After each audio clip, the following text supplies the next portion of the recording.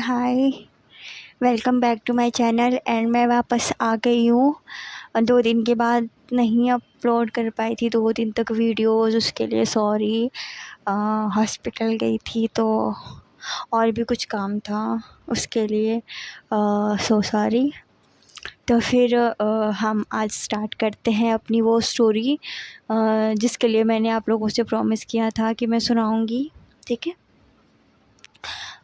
तो फिर वो स्टोरी स्टार्ट करते हैं मेरी बचपन से। तो फिर मैं लगभग 5-7 साल के अराउंड ऐसे ही कुछ था मेरा एज, 7-8 के आसपास, ठीक है।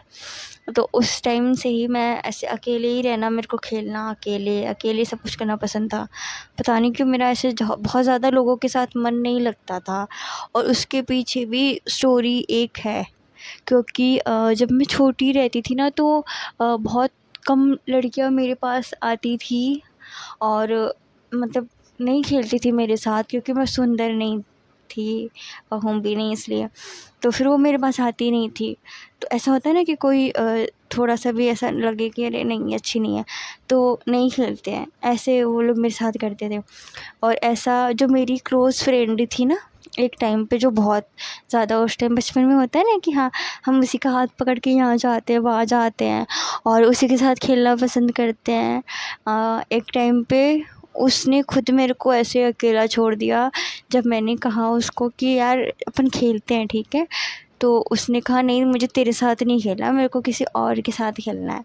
तो उन लड़कियों के ग्रुप में चली जाती थी, खेलती थी एंड मेरे को अकेला छोड़ देती थी। और फिर आगे भी ऐसे हुआ, जितनी भी मैंने फ्रेंड्स बनाने की कोशिश की वो सब मेरे से ऐसे दूर दूर ही भागती थी, मेरे पास नहीं आती थी। उसके बाद धीरे धीरे ऐसा हो गया कि मैं फ्रेंड्स ही बनाना छोड़ दी और डर भी रहता था कि कहीं ये भी वैसी ना निकल जाए। और फिर मैं अकेली ही रहती थी ज़्यादातर तो। और घर में भी मतलब मैं सेकंड नंबर वाली थी ना बेटी। तो ऐसा होता है ना बीच वाली बेटी का कुछ वो नहीं होता, ये इधर भी रहती उधर कहीं भी रहती, उसका कोई नहीं होता। तो वैसे ही था मेरा सिस्टम थोड़ा सा। तो घर के काम मैं मम्मी के साथ करवाती रहती थी, मम्मी रहती थी जब, तो उनके साथ उनके पीछे पीछे पीछे पीछे मैं लगी रहती थी और कहीं नहीं जाती थी, ना खेलती थी ना कुछ करती थी। हाँ पढ़ाई में मैं थी, पढ़ाई में बहुत करती थी और स्कूल में सब जगह मेरे को उसके लिए तारीफ़ें मिलती थी कि हाँ पढ़ने में बहुत अच्छी है, ये वो चीज़ें थी। एंड ऐसे ही चल रही थी धीरे धीरे सारी चीज़ें। फिर लगभग मैं 10 साल की हो गई पूरी, उसके 11वां मेरा स्टार्ट हो गया था। मेरी बहन बहुत छोटी थी, अराउंड 4 साल की थी, मेरा भाई 3.5 साल 2.5 साल ऐसे कुछ था।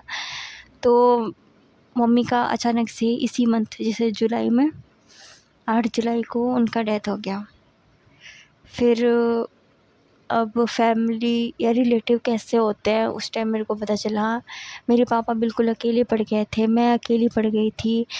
मेरी दी उस टाइम नहीं आ पाई थी हमारे घर पे क्योंकि वो बहुत बीमार थी, तो मैं पड़ गई अकेले। पापा भी अकेले पड़ गए, अंकल आंटी सब फ़ायदा उठा रहे थे चीज़ों का, पैसों का, हर एक चीज़ का।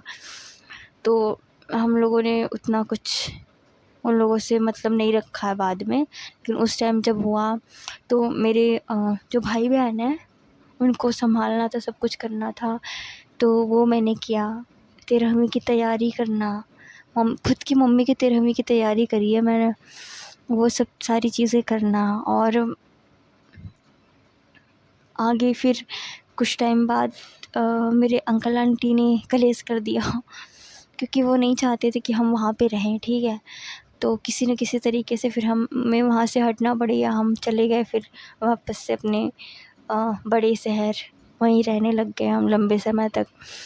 और फिर अचानक से मेरी लाइफ में 2 लड़कियाँ आई जो कि मेरी फ्रेंड बनी और ऐसे शाम को आती थी मेरे पास, उनका टाइम फ़िक्स था एंड मेरे को बोलती थी यार तान्या कुछ खिलाना, मतलब कि चल बाहर से कुछ दिला मेरे को खाने पीने के लिए।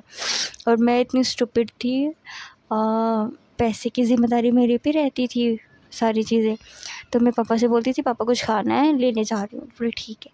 तो मैं उन पे पैसे खर्च करती थी और लगभग 1-2 हफ़्ते बाद वो मेरे पास आए। उन्होंने कहा तान्या, मतलब 1-2 हफ़्ते ऐसे कंटिन्यूअसली आती रही। फिर 1-2 हफ़्ते बाद वापस से वो मेरे पास जब आई तो उन्होंने कहा चल तान्या खिला दे कुछ ऐसा-वैसा। तो मैंने उस दिन मना कर दिया कि नहीं आज नहीं है, मैं फिर आगे कभी खिलाऊँगी। देन उस दिन वो सडनली ऐसे उठ के तुरंत निकल गई कि अच्छा ठीक है हम चलते हैं, हमें काम है।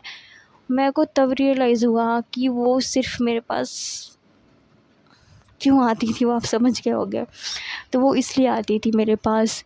तो उसके बाद और मेरे दोस्तों के ऊपर से ना भरोसा उठ गया। फिर उसके बाद मैंने कभी दोस्ती नहीं करी किसी से। फिर अकेले वैसे ही रहती थी, भाई-बहन को सँभालती थी, स्कूल का देखती थी, अपना घर सँभालती थी, सारी चीज़ें मैं ऐसे करती रहती थी। और फिर अचानक से ऐसे दादाजी का डेथ हो गया तो वापस से हमें गाँव आना पड़ गया। और यहाँ तक कि मेरी स्टोरी आज इतनी ही रहेगी। नेक्स्ट वीडियो में आगे की स्टोरी सुनाऊंगी, क्योंकि शायद मैं अभी आगे की स्टोरी ना सुना पाऊँ, मेरे को ही प्रॉब्लम होगी, ठीक है। और डॉक्टर ने खुद ही बोला है स्ट्रेस नहीं लेना है, और अगर मैं इतनी स्टोरी सुनाऊंगी तो मेरे को स्ट्रेस हो जाएगा। यहाँ भी चोट आई है, दर्द हो रहा है मेरे। तो ये थोड़ी सी स्टोरी मैंने शॉर्ट करके सुनाई है, आप लोग को बहुत शॉर्ट करके सुनाई है। तो आई होप आप लोग बताना क्या था, कैसा था, ठीक था या नहीं था, ठीक है। मेरे को इतना समझ में नहीं आया, मेरे जो दिमाग में था मैं बताती चली गई, ठीक है आप लोगों को।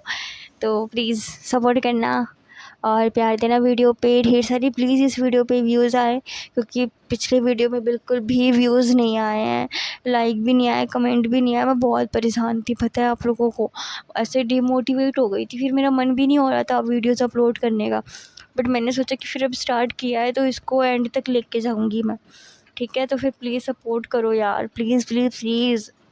And thank you, bye bye, love you.